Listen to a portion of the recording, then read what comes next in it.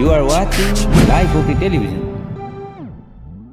Life okay समाचारको साथमा Balvatika school Pepsicola learning made simple Jiva add life to your style only smile a natural way to improve your health.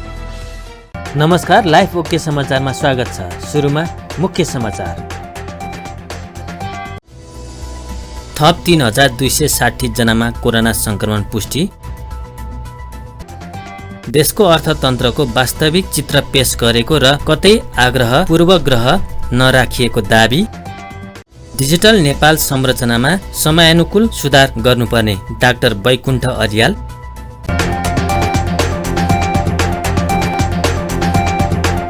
अब समाचार विस्तारमा। नेपालमा बिहिबार थप 3260 जनामा कोरोना संक्रमण पुष्टि भएको छ। देशभर गरिएको 10,806 वटा पीसीआर परीक्षणका क्रममा 2,473 र 4,656 एन्टिजेन परीक्षणका क्रममा 787 जनामा कोरोना पुष्टि भएको स्वास्थ्य मन्त्रालयले जनाएको छ। यो सँगै नेपालमा कोरोना संक्रमितको संख्या 7,98,651 पुगेको छ।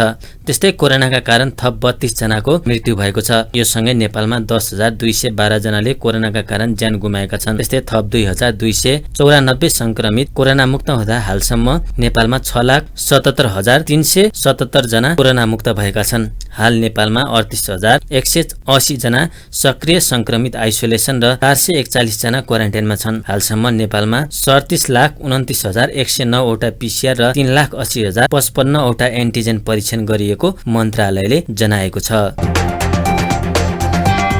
अर्थमन्त्री जनार्दन शर्माले देशको वर्तमान आर्थिक अवस्थाका सम्बन्धमा देशको अर्थतन्त्रको वास्तविक चित्र पेश गरेको र कतै आग्रह पूर्वग्रह नराखिएको बताउनु भएको छ। राष्ट्रिय सभाको बिहिबारको बैठकमा देशको वर्तमान आर्थिक अवस्थाका सम्बन्धमा वक्तव्य दिँदै उहाँले आफूले पेश गरेको तथ्याङ्क गलत भए त्यसको जिम्मा लिन आफू तयार रहेको समेत बताउनुभयो। मन्त्री शर्माले सरकारले संसदमा पेश गरेको बजेट सम्बन्धी अध्यादेशहरू संशोधन र प्रतिस्थापनाको निर्णय संसदमा आएर मात्र हुने धारणा राख्नुभयो। देशको वर्तमान आर्थिक अवस्थाका सम्बन्धमा ल्याइएको श्वेत पत्र पूर्वग्राही ढङ्गले आएको भन्दै एमाले सांसदहरूले राष्ट्रिय सभा अर्थमन्त्री शर्मासँग प्रश्न गरेका थिए। अर्थमन्त्री शर्माले कोभिड-19 विरुद्धको खोप लगाउन बाँकी सबै नेपाली नागरिकलाई छिटै खोप प्रदान गर्न बताउनुभयो। अर्थमन्त्री शर्माका अनुसार पहिलो मात्रा खोप लगाइसकेका करिब 13 लाख नागरिक लामो समयदेखि दोस्रो खोपको पर्खाइमा रहेका छन्। उहाँले विद्युत उत्पादन व्यापार तथा आन्तरिक खपत बढाएर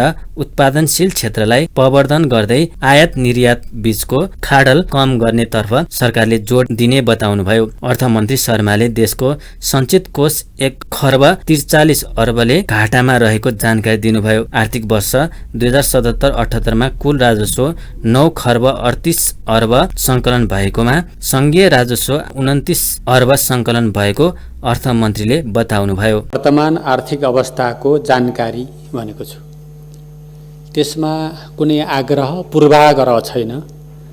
यहाँ सडक कति लामो खनियो, कतिवटा पुल बनाइए भन्ने कुरा उल्लेख गरिँदैन। यसमा आर्थिक विकास र प्रगतिको के अवस्था छ, पुँजी निर्माण कसरी भइराखेको छ, ऋणको अवस्था के छ, सञ्चितको अवस्था के छ, कुन कुन क्षेत्रमा के छ भन्ने कुरा प्रस्तुत गर्नुपर्ने विषय भएको हुनाले मैले सोही विषयहरू डेटामा जे छ त्यही प्रस्तुत गरेको छु। यो विषय उठ्ला, मान्य सदस्यज्यूहरूलाई कतै लाग्ला, पूर्वाग्रही भयो कि भन्ने लाग्ला भनेर यो कुरा प्रश्न उठ्नु पूर्व नै म सचेत थिएँ र कतै पूर्वाग्रही नबनियोस् भनेर 73-74 देखि यहाँसम्मका सबै प्रगतिहरू, यो प्रगतिको रिपोर्ट हो। यसरी बुझौँ न। मान्य सदस्यज्यूहरूलाई म आग्रह गर्न चाहन्छु, यो प्रगतिको रिपोर्ट के प्रगति भयो त हाम्रो अवस्था के छ, अहिलेको आर्थिक अवस्था भनेर जे छ त्यही ऐना प्रस्तुत गरेको हेर्दाखेरि त आफ्नै अनुहार देखिने हो। यो देशको अनुहार हो, देशको अर्थतन्त्रको अनुहार हो, ऐना प्रस्तुत गरिएको। त्यहाँ हेर्दा कतै बाङ्गो टिङ्गो देखिन्छ भने आफ्नै समस्या हुनसक्छ। यो त देशको अनुहार जे छ त्यही, यसमा घटाउन मिल्दैन, थप्न मिल्दैन। जे डेटा छ त्यही प्रस्तुत गर्ने हो। कुनै यहाँ भ्रमको खेती गर्न पनि मिल्दैन। अध्यक्ष महोदय, उपभोक्ता मुद्रास्फीति 4.4% रहेकोमा आर्थिक वर्ष 2077-78 को 11 महिनामा उक्त मुद्रास्फीति 3.6% रहेको छ। तथापि पछिल्लो समयमा आर्थिक गतिविधिमा हुँदै गएको विस्तार तथा अन्तर्राष्ट्रिय बजारमा पेट्रोलियम पदार्थमा भएको मूल्य वृद्धिका कारण नेपालको समग्र मुद्रास्फीति बढ्ने जोखिम देखिन्छ। उपभोक्ता बचत तथा पुँजी निर्माण। विगत केही वर्षदेखि नेपालीहरूको औसत उपभोग दर उच्च रहँदै आएको कारण पुँजी निर्माणले अपेक्षित गति लिन सकेको छैन। आर्थिक वर्ष 73-74 को कुल गारस्थे उत्पादनमा उपभोगको अनुपात 87% रहेकोमा आर्थिक वर्ष 77-78 मा उक्त अनुपात 93.4% रहने अनुमान छ। त्यसै गरी आर्थिक वर्ष 73-74 को कुल गारस्थे उत्पादनमा गारस्थे बचतको अनुपात 13% रहेकोमा आर्थिक वर्ष 77-78 मा उक्त अनुपात 6.6% रहने अनुमान छ। साथै आर्थिक वर्ष 73-74 को कुल गारस्थे उत्पादनमा राष्ट्रिय बचतको अनुपात 41.7% रहेकोमा आर्थिक वर्ष 77-78 मा उक्त अनुपात 31.4% रहने अनुमान छ। यसले अर्थतन्त्रमा बचतको अंश अपेक्षाकृत रूपले वृद्धि हुन नसकी पुँजी निर्माण सुस्त भएको देखाउँछ। आय समूहको माथिल्लो 10% र तल्लो 40% जनसङ्ख्याको अनुपात पाल्मा सूचाङ्क 1.3 रहेको छ। आर्थिक समृद्धि र सामाजिक न्याय सुनिश्चित गरी संविधानले परिकल्पना गरेको समतामूलक समाज निर्माण गर्न, गरिबी निवारण र आय असमानता अन्त्य गर्ने गरी नीतिगत सुधार तथा साधन परिचालन गर्नुपर्ने आवश्यकता रहेको छ। सामाजिक संरक्षण र सुरक्षा। हाल विभिन्न समूहका गरी करिब 32 लाख नागरिकहरूले सामाजिक सुरक्षा भत्ता मार्फत लाभ प्राप्त गरिरहेका छन्। सो बापत आर्थिक वर्ष 77-78 मा रु 76 अर्बभन्दा बढी रकम वितरण भएको छ।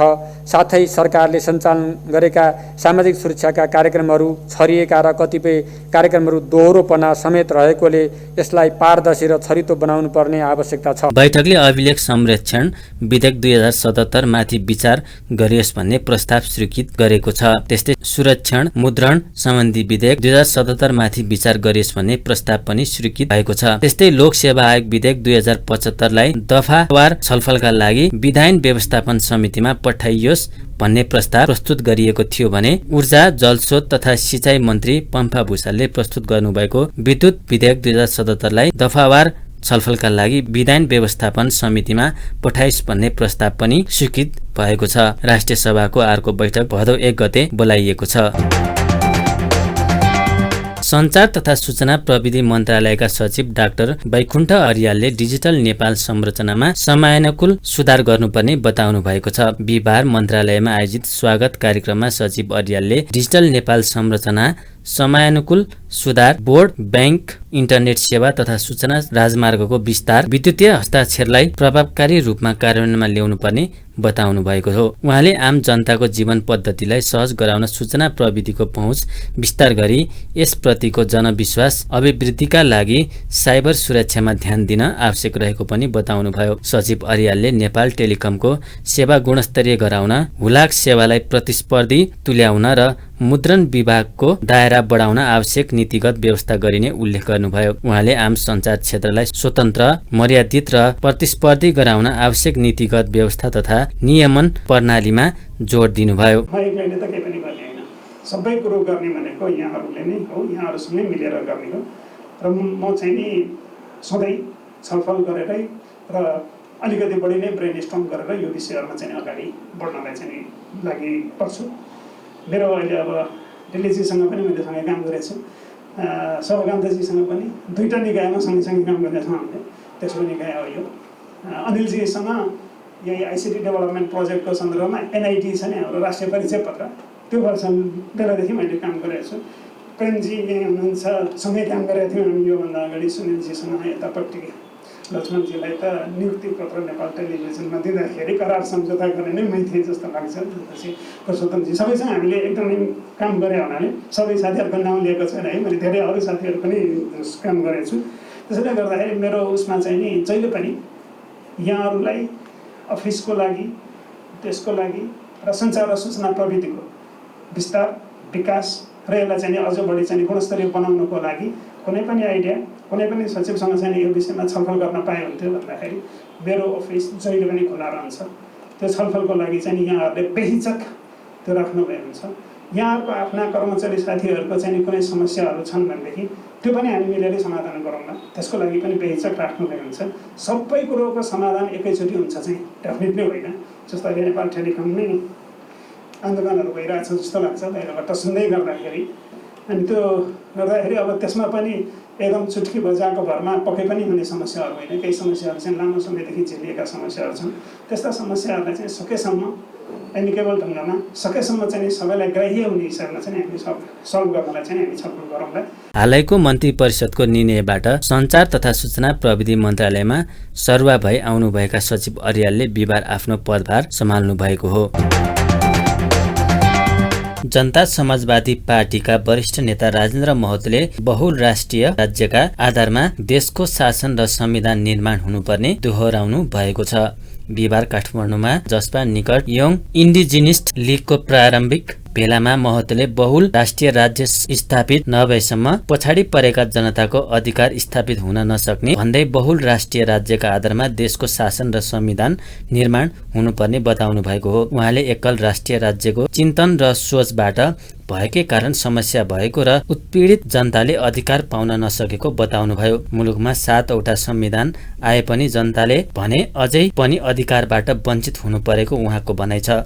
उहाँले यस अघिको सरकारले सुखी नेपाली समृद्धि नेपालीको नारा लिए पनि सो बमोजिम काम गर्न नसकेको आरोप लगाउनुभयो। पटक पटक संविधान फेर्ने, पटक पटक व्यवस्था फेर्ने, तर जनताले चाहिँ आफ्नो अधिकार र पहिचान चाहिँ नपाउने, यो के हो? यो कारण के हो त? यो 7-7वटा संविधान बनाएर पनि जनताले अधिकार नपाउने, मुलुकमा गणतन्त्र आइसकेपछि जनताले हाम्रो शासन भएन भने त चाहिँ उसले अनुभूति पाइरहेको छैन।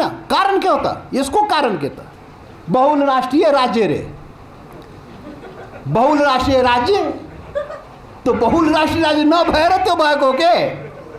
यो देशको शासन र संविधान एकल राष्ट्रिय राज्यको चिन्तनबाट बनाइन्छ के? एकल राष्ट्रिय राज्य मतलबको एकल जातीय राज्य के? त्यो भाषामा बुझ्ने भाषामा यो देशको शासन र संविधान एकल जातीय चिन्तन र सोचको आधारमा बनाइन्छ र शासन गरिन्छ। यहाँ हो बहुल राष्ट्रिय राज्य नेपाल। यहाँ सुन्नु 125 जात जाति छ नेपालमा, होइन? 125 जात जाति नेपालमा छ। बाहुन क्षेत्रीदेखि लिएर आदिवासी जनजातिदेखि लिएर थारू मुस्लिम मधेसीदेखि लिएर सारा 125 जात जाति मिलेर नेपालमा बनेको हो। त बहुल राष्ट्रिय राज्य बनेको त्यो न हो? शेर्पा, तामाङ, राई, लिम्बू, भोटे, गुरुङ, नेवार सबैले खोजिरहेको छ। त्यो थारूले खोजिरहेको छ, त्यो मुस्लिमले मधेसीले खोजिरहेको छ, त्यो सबैले डिग्निटी खोजिरहेको छ। खोइ त हाम्रो सम्मान, हाम्रो पहिचान, हाम्रो अधिकार खोइ त? यो देश त हाम्रो पनि हो त, हामी सबै नेपालीको नेपाल हो त खोइ त सबै नेपालीको नेपाल बनाउनु परेन? र बहुराष्ट्रिय राज्यको आधारमा देशको शासन र संविधान चाहिँ निर्माण हुनुपर्दछ। यो उद्देश्यका साथ यहाँ चाहिँ राष्ट्रिय मुक्ति क्रान्तिको आवश्यकता भयो। त्यसैले नेपाल जुन समृद्धिको बाटोमा जानुपर्ने समृद्धितर्फ पनि गएन। नारा लाउँछ खालि यो केपी ओलीले, सुखी नेपाल, के रे के नारा लाउँछ? सुखी नेपाली समृद्ध नेपाल खालि नारा लाउँछ। दुखी नेपाली विपन्न नेपाल भइरहेको छ, अनि नारा चाहिँ सुखी नेपाली समृद्ध नेपाल। काम कुरो एकातिर, कुम्लो बोकी टिमीतिर। बहुल राष्ट्रिय राज्य नेपाल स्थापनाका लागि भन्दै यङ इन्डिजिनिस्ट लीग गठन गरिएको जसपाका नेताहरूले जनाएका छन्। स्वास्थ्य तथा जनसङ्ख्या राज्य मन्त्री उमेश श्रेष्ठले माघ मसान्तसम्म 5 करोड 23 लाख डोज खोप नेपाल आइपुग्ने बताउनु भएको छ। प्रतिनिधि सभाको आजको बैठकमा सार्वजनिक महत्त्वका विषयमा जानकारी दिँदै मन्त्री श्रेष्ठले अहिलेसम्म 1 करोड 8 लाख 60 हजार डोज आइसकेको, 3 करोड 36 लाख 71 हजार 950 डोज खोप नेपाल आउने प्रक्रियामा रहेको बताउनुभयो। हालसम्म 28 लाख 88 हजार 360 नागरिकले उक्त मात्राको खोप लगाइसकेको उहाँले बताउनुभयो। राज्य मन्त्री श्रेष्ठले लामो समयदेखि भौतिक रूपमा बन्द पठन पाठनलाई सञ्चालन गर्न 20 वर्ष उमेर माथिका विद्यार्थीलाई खोप लगाउने कार्यक्रम तय गरिएको बताउनुभयो। उहाँले कोभिड सुरु भएदेखि अस्पताल जान ढुक्क मान्ने भएकाले कोभिड नभएका अन्य बिरामीको सुरक्षित उपचारको व्यवस्था मिलाएको र भेन्टिलेटर तथा अक्सिजन थप गरिएको बताउनुभयो। उहाँले खोपलाई दुरुपयोग गर्ने वा तोकिएका व्यक्तिलाई नदिएर भण्डार गर्नेलाई कारबाही गर्न आफूले गृहमन्त्रीलाई आग्रह गरेको पनि जानकारी गराउनुभयो। उहाँले कोरोना रोकथामका लागि सर्वपक्षीय र उच्च स्तरीय समिति गठनका विषयमा गम्भीर रूपमा सोचिएको बताउनुभयो। उहाँले कोभिडको तेस्रो लहरको खतरालाई ध्यान दिएर बालबालिका केन्द्रित अस्पताल र उपचार पद्धतिको उचित व्यवस्थापन गर्ने बताउनुभयो। वर्तमान सरकारले खोपलाई एउटा अभियानको रूपमा प्रत्येक दिन 1,50,000 देखि 2 लाख खोप लगाउने थालनी गरिएको छ। अब यही असोज मसान्तसम्म भुटानबाट प्राप्त समेत 1,08,00,000 प्राप्त हुने सुनिश्चित भएको छ। सुनिश्चित भएअनुसार नेपाली जनतालाई कमसेकम 33% जनतालाई खोप लगाउने कार्यक्रमहरू राखिएको छ। स्वास्थ्य राज्यको दायित्व भएको हुँदाखेरि स्वास्थ्यमा आमूल परिवर्तन गर्नुपर्ने अवस्था स्थिति छ। यसको सुधार र विस्तारलाई अल्पकालीन र दीर्घकालीन एउटा योजना बनाएर सदन समक्ष प्रस्तुत गर्ने जानकारी गराउन चाहन्छु। इतिहास बोकेको ठुला हस्पिटल्सहरू यसको स्तर वृद्धि गरेर सुपर स्पेशलिस्ट सेवा वृद्धि गर्न अपरिहार्य सरकारले ठानेको छ। गरिब जनतालाई स्वास्थ्यको सेवालाई पहुँचमा स्वास्थ्य दरबन्दी असाध्यै न्यून छ। त्यो दरबन्दीलाई पनि बृहत वृद्धि नहुने अवस्था भएको हुँदाखेरि स्थानीय तहदेखि प्रदेशदेखि केन्द्रमा पनि दरबन्दी विस्तार गर्नुपर्ने अवस्था स्थिति छ। हालसम्म प्राप्त भइसकेको 1,08,60,170 प्रक्रियामा रहेको खोप 3,36,71,950 जसमध्ये असोज मसान्तसम्म 1,02,00,000 प्राप्त हुने, माघ मसान्तमा 3,23,00,000 थप प्राप्त हुने, माघसम्म आपूर्ति हुने अनुमान 5,23,00,000 जोड खोप उपलब्ध हुनेछ। बैठकमा सांसदहरूले सबै नागरिकलाई कोभिड-19 विरुद्धको खोपको सुनिश्चितता गर्न सरकार समक्ष माग गरेका थिए। सांसद गगन कुमार थापाले कोभिडका कारण परीक्षा रोकिएको तर परीक्षार्थीले कहिले खोप पाउने भन्ने निश्चित नभएको बताउनुभयो। उहाँले प्रशासन कार्यालयले साँझ 8 बजेपछि आवागमन रोकेको भन्दै त्यस सम्बन्धी अध्ययनको आधारका बारेमा प्रश्न गर्नुभएको छ। सांसद रामकुमारी झाँक्रीले ज्येष्ठ नागरिकले दोस्रो मात्रा खोप पाउनुपर्ने र विदेश जानका लागि खोप लगाउन नागरिकले लाममा बस्नुपर्ने बाध्यता हटाएर त्यसलाई व्यवस्थित गर्नुपर्नेमा जोड दिनुभयो। सरकारले खोपको लागि गरेको काम प्रशंसनीय छ, तर व्यवस्थापन किन यति धेरै कमजोर? तेस्रो लहर भनिँदैछ, तर यो दोस्रो लहर कहिले सकिएको हो? तेस्रो लहर भन्ने कुराको त्यसको प्रमाणिक अध्ययन के हो? तेस्रो लहरमा बालबच्चालाई खतरा हुन्छ भनेर स्वास्थ्य मन्त्रालय भन्छ। स्वास्थ्य मन्त्रालय कुन अध्ययनको आधारमा भन्दैछ? कतै परीक्षा रोकिएको छ, कतै परीक्षा पछाडि सारिएको छ। खोप दिएर परीक्षा गर्ने भनिएको छ, परीक्षार्थीहरू परीक्षा दिन अहिले हलमा बस्नुपर्ने अवस्था छ। कोभिड पोजिटिभ भएका विद्यार्थीहरू हलमा बसेर परीक्षा दिइरहेको बेलामा यो घटनाको कारणले गर्दा सङ्क्रमण फैलियो भने यसको जिम्मेवारी कसले लिन्छ? हामी आइसियुको भेन्टिलेटरको सङ्ख्या गनिराख्छौँ, तर के सघन उपचारका निम्ति आइसियु र भेन्टिलेटर मात्रै पुग्छ? जनशक्तिको तयारी के छ? हाम्रो मन्त्रालयले कति जनशक्ति थप्दैछ? र साँझ 8 बजेपछि काठमाडौँ लगायतका ठाउँहरूमा सङ्क्रमण बढ्दै जाने, त्योभन्दा बिहान चाहिँ सङ्क्रमण घट्दै। सांसद शेरबहादुर तामाङले 1 महिना पहिले र अहिले तथ्याङ्क केही फरक नभएको बताउनुभयो। सरकारले मेलम्ची क्षेत्रमा बाढी पहिरो प्रभावित क्षेत्रमा नागरिकले 100% खोप दिने भने पनि नागरिकले नपाएको उल्लेख गर्नुभयो। लुम्बिनी प्रदेशका निवर्तमान आन्तरिक मामिला तथा कानुनी मन्त्री चेत नारायण आचार्यले आफ्नो कार्यकाल सफल भएको दावी गर्नुभएको छ। बिहिबार बुटोलमा मन्त्रालयले गरेको विदाई कार्यक्रममा बोल्दै मन्त्री आचार्यले आफू मन्त्रालयमा आएदेखि जनताको पक्षमा प्रदेश र राज्यको पक्षमा निस्वार्थ रूपले काम गरेको भन्दै आफ्नो कार्यकाल सफल भएको बताउनु भएको हो। आचार्यले लुम्बिनी प्रदेशको समृद्धिको लागि आफूहरूले थालेको अभियानले बाटो समातेको बताउनुभयो। उहाँले समृद्ध प्रदेश निर्माणका लागि नयाँ बन्ने सरकारलाई सहयोग गर्न धारणा व्यक्त गर्नुभयो। यो आर्थिक वर्षमा हामी पुँजीगत तर्फै हामी 39 % रकम हामी खर्च गर्न सफल भएका छौँ र त्यसमा पनि थोरै धेरै अब सायद भूमिका अब मेरो पनि रहेको छ होला र समग्रतामा गत वर्षको तुलनामा यो वर्ष हामी झन्डै 46% बजेट अनि पछि गएर हामी खर्च गर्न सफल भएका छौँ र आगामी वर्षको निम्ति मलाई लाग्छ जुन ढङ्गले हामीले कार्ययोजनाहरू निर्माण गरेका छौँ, कार्यविधि पनि हामी बनाइसकेका छौँ र त्यो कार्ययोजनामा टेकेर हामी इमान्दारीपूर्वक अगाडि बढ्यौँ भने मलाई लाग्छ आगामी वर्ष हामी 70 ओभर हामी क्रस गर्छौँ भन्ने मैले ठानेको छु। किनकि अब हाम्रो कामले गति पनि प्रदान गरिसकेको छ, गति लिइसकेको छ र अब सबै फाँटवाला साथीहरू आफ्नो जिम्मेवारी अनुसार काममा जुटिसक्नु भएको छ र तपाईँहरू त्यो हिसाबले अगाडि बढ्नुभयो भने आगामी वर्षको रिजल्ट अरूले कल्पना गरे भन्दा पृथक ढङ्गले नै हाम्रो अगाडि बढ्छ भन्ने संयन्त्र हो र थाई सरकार भनेकै तपाईँहरू हामी। मन्त्री आचार्यले कानुन निर्माण र कार्यान्वयनले हिसाबले पनि लुम्बिनी प्रदेश उत्कृष्ट प्रदेश रहेको दावी गर्दै उहाँले कर्मचारी विधेयक नआउँदा कर्मचारीमा निराशा छाएको बताउँदै कर्मचारी विधेयक चाँडो ल्याउनु पर्नेमा जोड दिनुभयो। नेपाल नागरिक उड्डयन प्राधिकरणलाई टुक्राउने गरी विधेयक आएको भन्दै विधेयक फिर्ताको माग गर्दै प्राधिकरणका कर्मचारीले आन्दोलनलाई जारी राखेका छन्। प्राधिकरणलाई टुङ्ग्याएर 2वटा संस्था बनाउने गरी विधेयक तयार भएको भन्दै उनीहरूले महानिर्देशक लगायतका कार्यकक्षहरूमा तालाबन्दी गरी आन्दोलन गरेका हुन्।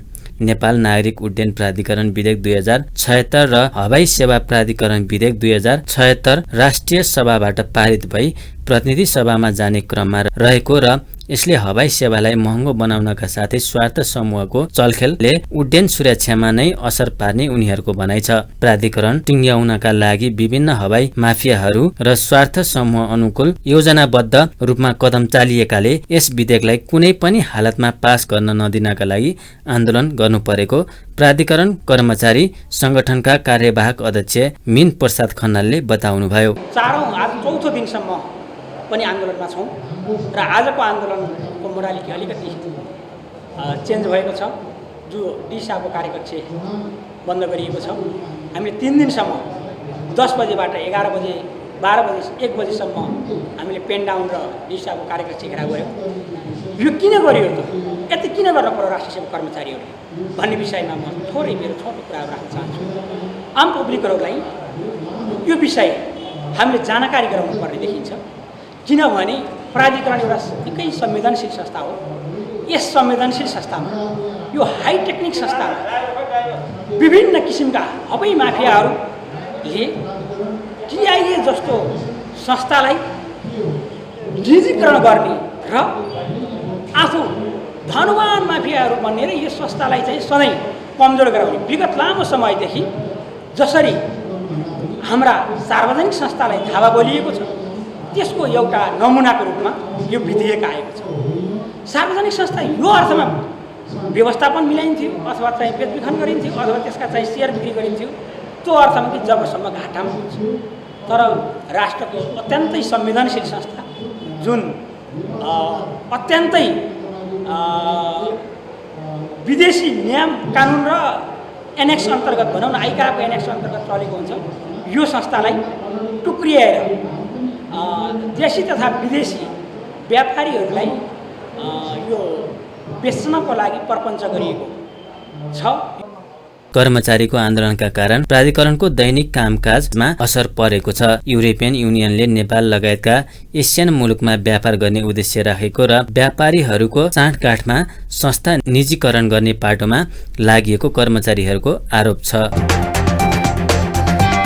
लुम्बिनी प्रदेश सरकारमा विपक्षी गठबन्धनले नयाँ सरकार गठनका लागि दाबी पेश गरेको छ। माओवादी केन्द्रका नेता कुल प्रसाद केसीलाई 42 जना सांसदको समर्थन रहेको भन्दै गठबन्धनका संयोजक एवं काङ्ग्रेस संसदीय दलका नेता वीरेन्द्र कनोडियाले प्रदेश प्रमुख शेरचनलाई हस्ताक्षर बुझाउनु भएको हो। संविधानको धारा 168 को उपधारा 2 बमोजिम 2 वा 2 भन्दा बढी दलको बहुमत पुर्याएर नयाँ सरकार गठनका लागि दाबी पेश गर्न प्रदेश प्रमुख अमिक शेरचनले बुधबार 24 घण्टाको समय दिएर आह्वान गर्नुभएको थियो। सत्ताबाट बाहिरिएको नेकपा एमाले भने सरकारका लागि दाबी नगर्ने जनाएको छ।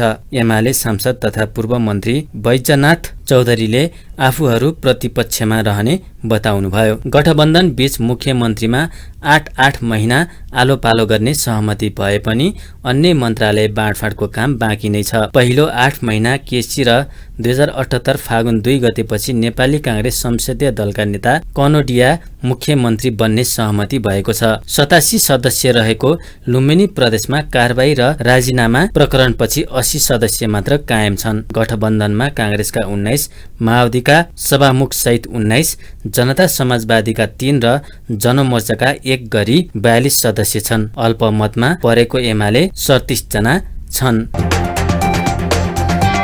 काठमाडौँ जिल्लामा विश्वविद्यालयको परीक्षामा सामेल हुने विद्यार्थीलाई बिहिबारदेखि कोभिड-19 विरुद्धको खोप लगाउन सुरु गरिएको छ। स्वास्थ्य तथा जनसङ्ख्या मन्त्रालयको सचिव स्तरीय निर्णय अनुसार काठमाडौँमा साउन 30 गतेसम्म प्रवेश पत्रका आधारमा विद्यार्थीहरूलाई खोप दिन सुरु गरिएको हो। विद्यार्थी र कोभिसिल्ड लगाएकाहरूलाई खोप लगाउन प्रहरी अस्पताल पानी पोखरी, वीरेन्द्र सैनिक अस्पताल छाउनी, सशस्त्र प्रहरी अस्पताल बलम्बु र राधा स्वामी केन्द्र वसुन्धरामा खोप केन्द्र तोकिएको छ।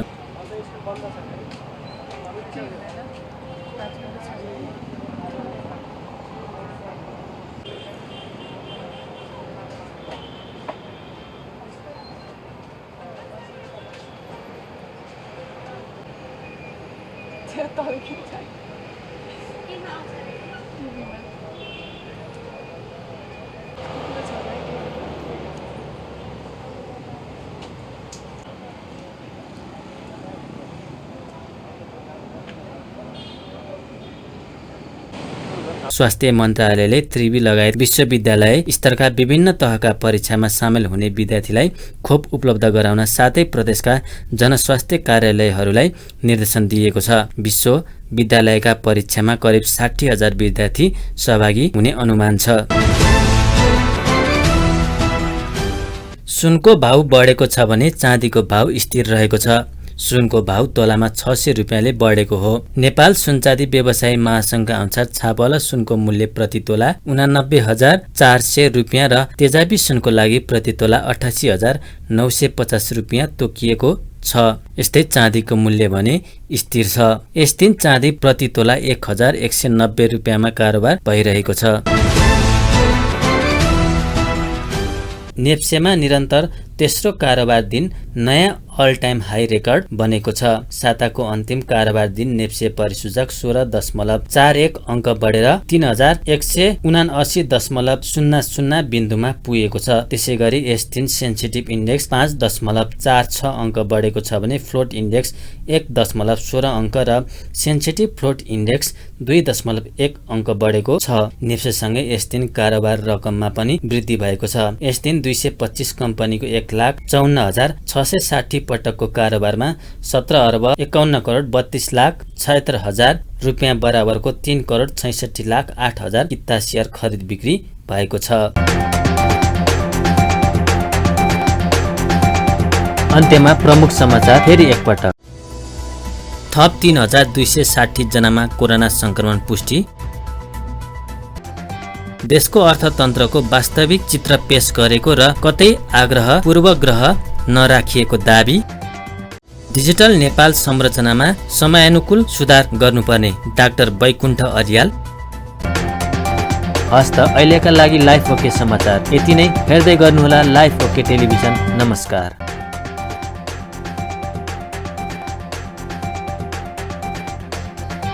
लाइफ ओके समाचारको साथमा Balvatika school Pepsicola learning made simple. Jiva a life to your style, wellness mall, a natural way to improve your health.